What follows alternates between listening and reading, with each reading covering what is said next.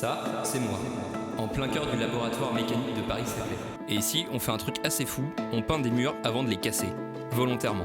Pourquoi ? Parce qu'en sûreté nucléaire, savoir si une structure résiste à un séisme, ce n'est pas une option, c'est une nécessité. Donc aujourd'hui, on va parler de maçonnerie et de tout ce qui se passe quand elle arrive à rupture. Au début, je voulais faire une vidéo classique. Je suis heureux de vous présenter mes expériences de thèse sur des essais en cisaillement pour des triplets. Puis j'ai montré ça à mes encadrants. Ok, alors voilà.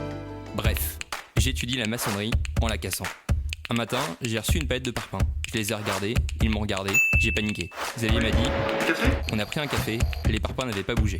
Je voulais m'asseoir 30 secondes, je me suis assis 3 heures. Et là, je vais devoir faire une vidéo simple pour dire des choses simples. Pour faire des triplets, prends 3 blocs de béton plein. Simple. Pas aux bonnes dimensions, on découpe. Basique. On les mesure, on les pèse. Simple. Joint de mortier, sable, ciment, eau. Très basique.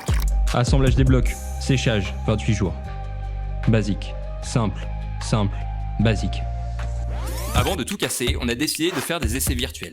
J'ai ouvert Blender, créé le montage expérimental, j'ai mis une caméra, jamais 203, puis 4, enfin 5 caméras. J'ai ajouté le triplet à tester. Je l'ai peint en noir et blanc, j'ai allumé les lumières, j'ai déformé l'éprouvettes comme dans la réalité, j'ai pris des photos avec les 5 caméras, j'ai calculé les champs de déplacement mesurés par les caméras et ça marchait. Alors, on est passé au réel. Café ? Mais d'abord, laisse-moi t'expliquer. Pourquoi avons-nous peint l'éprouvette ? Parlons un peu de la corrélation d'images. Chaque image peut se décomposer en une grille de pixels. Un pixel, c'est un niveau de grille. 0, il va faire tout noir. 255, c'est tout blanc. Regarde cette tache noire. Ajoute maintenant un quadrillage. Chaque carré, c'est un pixel. La tache bouge, le niveau de grille change.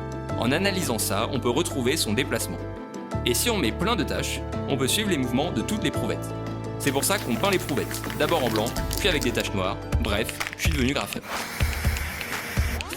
Et là, c'est le moment tant attendu de l'expérience. Première étape, je place l'éprouvette. Pas trop en avant, pas trop en arrière, un peu à droite, mais pas trop. Ensuite, j'allume les LED, je branche les caméras. Une ne marche pas, je recommence. Flou, j'ajuste. Oups, j'ai oublié le cache. Une fois que c'est bon, je lance l'essai. Et là, c'est le tapis rouge de Cannes. Des photographes à tous les angles. La star, le triplet. Au final, 4500 photos. Bref, je photographie des blocs de béton. Mais que se passe-t-il quand on appuie sur le triplet ? Reprenons nos 3 blocs. Le bloc central subit un effort vertical, tandis que les blocs extérieurs restent en appui, donc ne bougent pas. Résultat, les 2 joints de mortier sont soumis à du cisaillement, c'est-à-dire qu'ils sont soumis à 2 forces opposées. À chaque essai, on ajoute aussi un effort horizontal pour voir comment le confinement imposé change la rupture. À la fin de chaque essai, on obtient ce type de courbe reliant la force et le déplacement.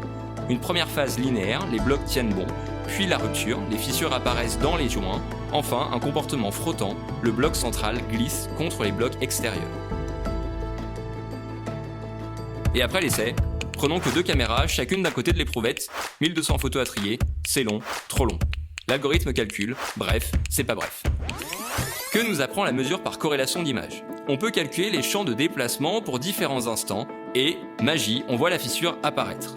Avant ces clés, on peut maintenant mesurer la hauteur fissurée de l'éprouvette. Pourquoi c'est important ? Parce que ça nous permet de mieux calculer la surface encore intacte qui résiste au cisaillement. Or, le calcul des contraintes normales et de cisaillement dépendent de ces valeurs. On peut donc mieux suivre l'évolution de ces 2 paramètres et surtout, on peut repérer le moment où la maçonnerie cède.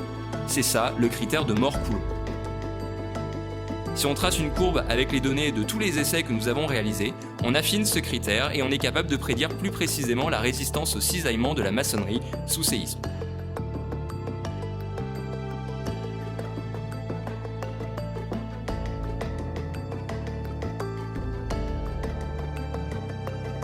Et tout ça, c'est grâce à la corrélation d'images et à mes talents de peintre. Bref, je suis en thèse, j'ai peint des éprouvettes pour les casser, absurde, en prenant 4500 photos à chaque essai, absurde, je suis content et j'en ai fait une vidéo, absurde. Et toi, tu fais quoi mercredi soir ?